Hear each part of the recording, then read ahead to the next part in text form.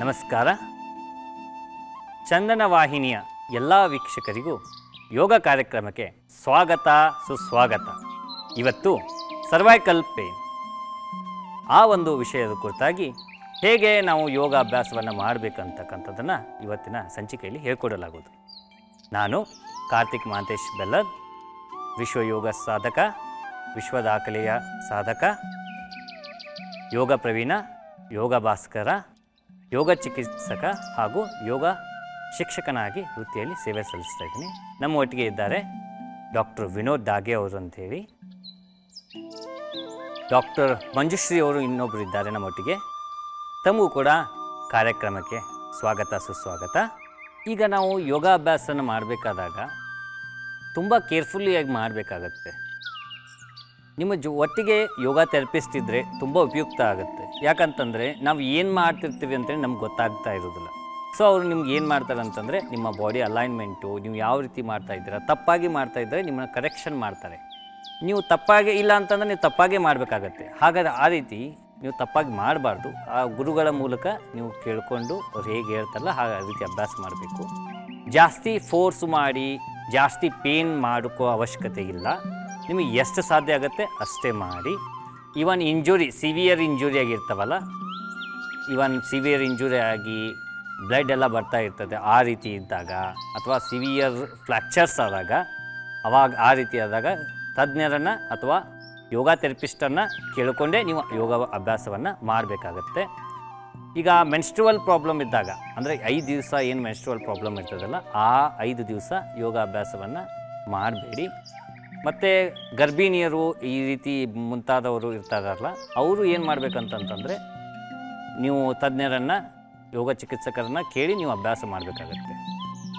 ಆ ರೀತಿ ನೀವು ಒಂದು ಪ್ರಿಕಾಕ್ಷನ್ ತೊಗೊಂಡು ಯೋಗ ಅಭ್ಯಾಸವನ್ನು ಮಾಡಬೇಕಾಗತ್ತೆ. ಯೋಗ ಗುರುಗಳು ಮುಖ್ಯವಾಗೇ ಇರ್ತಾರೆ. ಅವರು ಅಭ್ಯಾಸ ಹೇಗೆ ಇರ್ತಾರೆ ಅಂತ ಹೇಳ್ತಾರಲ್ಲ, ಅದೇ ರೀತಿಯಲ್ಲಿ ಅಭ್ಯಾಸ ಮಾಡಬೇಕು. ಮುಂದೆ ಒಂದು ಮಾಡಿದರೆ, ಅಂದರೆ ಆಸನ ಫಸ್ಟ್ ಮಾಡೋದು ಯಾವ ಆಸನ ಅಭ್ಯಾಸ ಮಾಡ್ತೀವಲ್ಲ ಅದೇ ರೀತಿ ಫಸ್ಟ್ ಸೆಕೆಂಡ್ ಥರ್ಡ್ ಯಾವ ರೀತಿ ತೋರಿಸ್ತಾ ಇದ್ದೀವಲ್ಲ ಅದೇ ರೀತಿಯಾಗಿ ಅಭ್ಯಾಸವನ್ನು ಮಾಡಬೇಕಾಗತ್ತೆ. ಮುಂದ್ಗಡೆದ್ದು ಲಾಸ್ಟಿಗೆ ಫಸ್ಟಿಗೆ ಮಾಡಿದರೆ ಮತ್ತೆ ಏನಾಗುತ್ತೆ ಅಂತಂದರೆ ನೆಗೆಟಿವ್ ಎಫೆಕ್ಟ್ ಬರುವ ರೀತಿ ಸಾಧ್ಯತೆ ತುಂಬ ಇರುತ್ತೆ ಅಂತೇಳಿ. ಈಗ ಯೋಗಾಭ್ಯಾಸವನ್ನು ಸ್ಟಾರ್ಟ್ ಮಾಡೋಣ. ಸರ್ವೈಕಲ್ ಪೇನ್ ಅಂತ ಕುತ್ತಿಗೆ ನೋವು, ತುಂಬ ಪೇನ್ ಆಗ್ತಾ ಇರ್ತದೆ. ಕಂಪ್ನಿಗಳಲ್ಲಿ ವರ್ಕ್ ಮಾಡುವಂಥವರು, ಈ ಲ್ಯಾಪ್ಟಾಪ್ ಮುಂದ್ಗಡೆ ಕುಂತ್ಕೊಂಡು ವರ್ಕ್ ಮಾಡುವಂಥವರು, ವಿಡಿಯೋಗ್ರಾಫರ್ಸ್ ಆಗಿರ್ಬೋದು, ಫೋಟೋಗ್ರಾಫರ್ಸ್ ಆಗಿರ್ಬೋದು, ಅದೇ ರೀತಿ ಭಾಳಷ್ಟು ಅಂದರೆ ತೆಳಗೆ ಬಗ್ಗೆ ಕೆಲಸ ಮಾಡ್ತಕ್ಕಂಥವ್ರು ಯಾರ್ಯಾರು ಇರ್ತಾರಲ್ಲ ಅವ್ರಿಗೆ ಸರ್ವೈಕಲ್ ಪೇನ್ ಅಂತಕ್ಕಂಥದ್ದು ತುಂಬ ಜಾಸ್ತಿ ಇರ್ತದೆ. ಸರ್ವೈಕಲ್ ಪೇನಲ್ಲಿ ಡಿಸ್ಕ್ ಬಲ್ಜ್ ಆಗಿರ್ಬೋದು, ಹರ್ನಿಯೇಟೆಡ್ ಡಿಸ್ಕ್ ಆಗಿರ್ಬೋದು, ರೇಡಿಯೇಟಿಂಗ್ ಪೇನ್ ಆಗಿರ್ಬೋದು, ಮತ್ತು ಡಿಜೆನರೇಟ್ ಆಗಿರ್ಬೋದು, ಇದೇ ರೀತಿ ಮುಂತಾದ ಪ್ರಾಬ್ಲಮ್ಸ್ಗಳು ಇರ್ತವೆ. ಆ ಎಲ್ಲ ಪ್ರಾಬ್ಲಮ್ಸ್ಗಳಿಗೆ ಇವತ್ತಿನ ದಿನ ನಾವು ಯೋಗಾಭ್ಯಾಸಗಳನ್ನು ಹೇಳ್ಕೊಡ್ತಾ ಇದ್ದೀವಿ. ಮೊದಲಿಗೆ ಸೀದಾ ಕುತ್ಕೋಬೇಕು.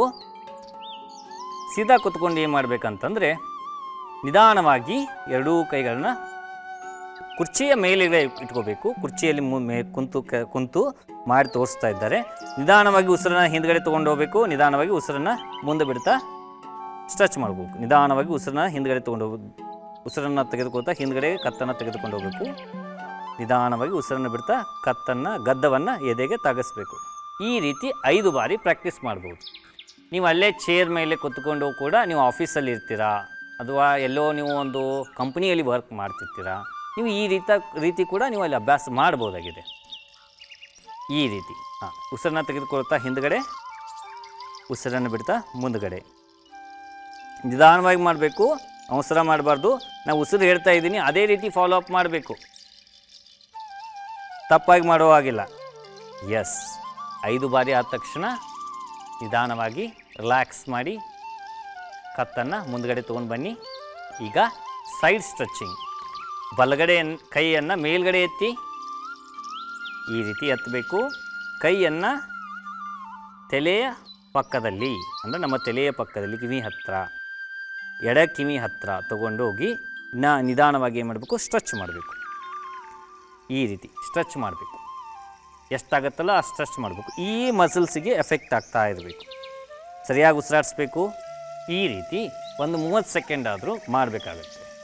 30 ಸೆಕೆಂಡ್ ಆದ ತಕ್ಷಣ ನೀವು ಏನು ಮಾಡ್ಬೋದು, ನಿಧಾನವಾಗಿ ಉಸಿರನ್ನು ತೆಗೆದುಕೊಳ್ತಾ ತಲೆಯನ್ನು ಮೇಲ್ಗಡೆ ಎತ್ತಿ ನಿಧಾನವಾಗಿ ಉಸಿರು ಬಿಡ್ತಾ ಕೈಯನ್ನು ರಿಲೀಸ್ ಮಾಡಬೇಕು. ಈಗ ನಿಧಾನವಾಗಿ ಏನು ಮಾಡಬೇಕು, ಅಪೋಸಿಟ್ ಸೈಡ್ ಉಸಿರು ತೆಗೆದುಕೊಳ್ತಾ ಕೈಯನ್ನು ಮೇಲ್ಗಡೆ ತೊಗೊಂಡು ಹೋಗಬೇಕು.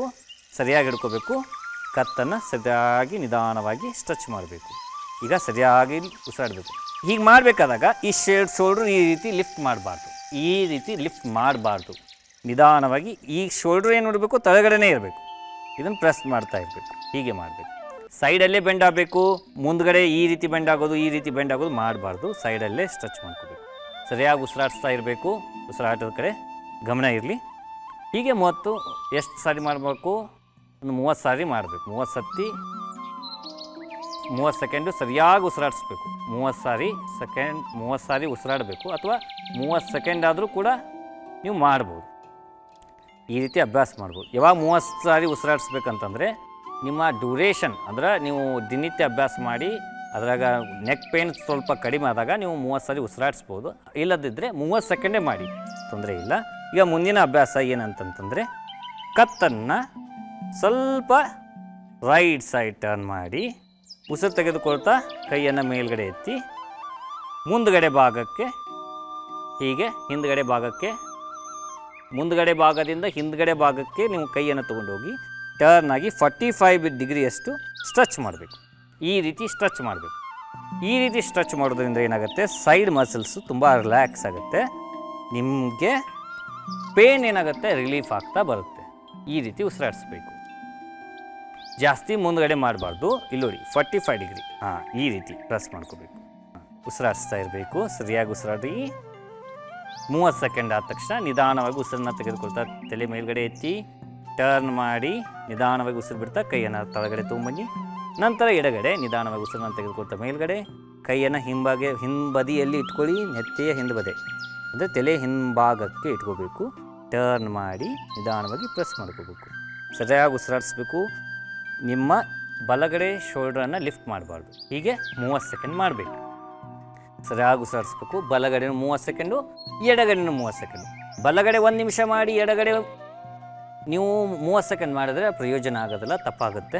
ನೀವು ಎಷ್ಟು ಸೆಕೆಂಡ್ ನೀವು ಬಲಗಡೆ ಮಾಡಿರ್ತಿಲ್ಲ ಅಷ್ಟೇ ಸೆಕೆಂಡ್ ಎಡಗಡೆ ಮಾಡಬೇಕಾಗುತ್ತೆ. ಎರಡೂ synchronise ಆಗಬೇಕಾಗುತ್ತೆ.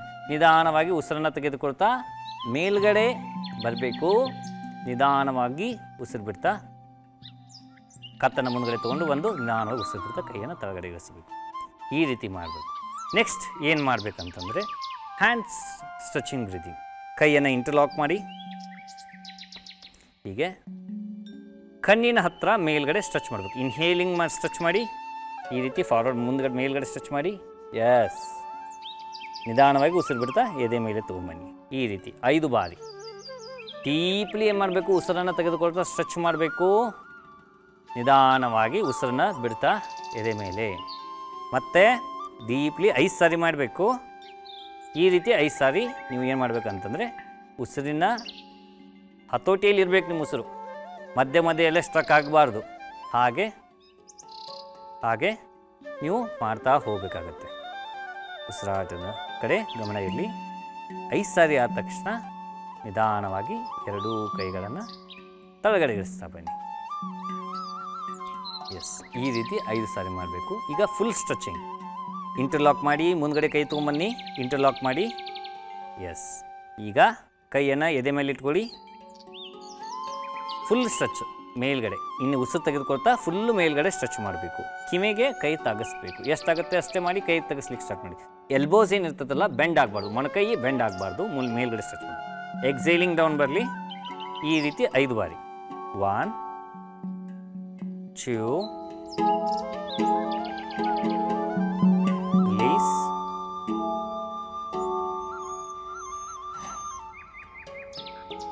Lift up.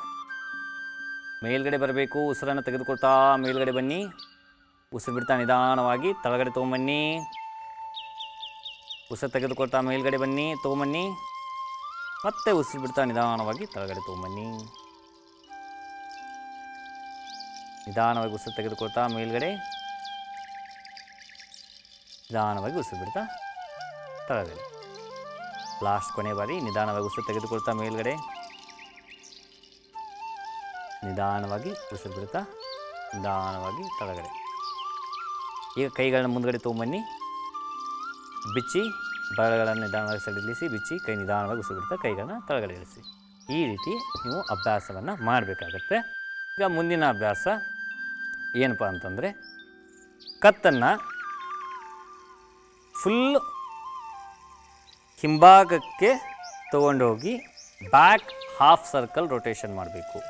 Back half circle ನಿಧಾನವಾಗಿ ಉಸಿರಾಡಿಸ್ತಾ, ನಾರ್ಮಲಾಗಿ ಉಸಿರಾಡಿಸ್ತಾ ಹಾಫ್ ಸರ್ಕಲ್, ಹಿಂಬದಿಯಲ್ಲಿ ಹಾಫ್ ಸರ್ಕಲ್ ಉಸಿರಾಡಿಸ್ತಾ ಮಾಡಬೇಕು. Right to left, left to right. ಅದೇ ರೀತಿಯಾಗಿ ನಿಧಾನವಾಗಿ ನಿಮ್ಗೆ ಎಷ್ಟು ಸಾಧ್ಯ ಆಗುತ್ತೋ ಒಂದು 5 ಬಾರಿ ಮಾಡಬೇಕಾಗತ್ತೆ. 5 ಬಾರಿ ಮಾಡಿದ ತಕ್ಷಣ ಅದೇ ಏನು ಮಾಡಬೇಕಂತಂದರೆ, ಕತ್ತನ್ನು ಮುಂದ್ಗಡೆ ತೊಗೊಂಬಂದ್ಬಿಟ್ಟು ಮುಂಭಾಗದಲ್ಲಿ ಗದ್ದವನ್ನು right to left, left to right ಮಾಡಬೇಕಾಗತ್ತೆ. ಎಸ್, ಮುಂದ್ಗಡೆ ತೊಗೊಂಬಂದರು. ಈಗ ಗದ್ದವನ್ನು right to left, left to right, right to left, left to right. ಇದೇ ರೀತಿ 5 ಬಾರಿ ಅಭ್ಯಾಸವನ್ನು ಮಾಡಬೇಕಾಗತ್ತೆ. ನೋಡಿ, right to left, left to right, right to left, left to right. Yes, ಇದೇ ರೀತಿ 5 ಬಾರಿ ಅಭ್ಯಾಸವನ್ನು ಮಾಡಬೇಕು. 5 ಸಾರಿ ಅಭ್ಯಾಸ ಮಾಡಿದ ತಕ್ಷಣ ನಿಧಾನವಾಗಿ ಏನು ಮಾಡಬೇಕಂತಂದರೆ, ವಿಶ್ರಾಂತಿ ಸ್ಥಿತಿಗೆ ತಲೆಯನ್ನು ಮೇಲ್ಗಡೆ ತೊಗೊಂಡು ಬರಬೇಕಾಗತ್ತೆ. ನೋಡಿದ್ರಲ್ಲ ವೀಕ್ಷಕರೇ, ಸರ್ವೈಕಲ್ ಪೇನಿಗೆ ಯಾವ ರೀತಿ ಎಲ್ಲ ಯೋಗಾಭ್ಯಾಸಗಳನ್ನ ಮಾಡಬೇಕಂತ. ಮುಂದಿನ ಸಂಚಿಕೆಯಲ್ಲಿ ಮತ್ತಷ್ಟು ಅಭ್ಯಾಸಗಳನ್ನು ಮಾಡೋಣ. ನಮಸ್ಕಾರ.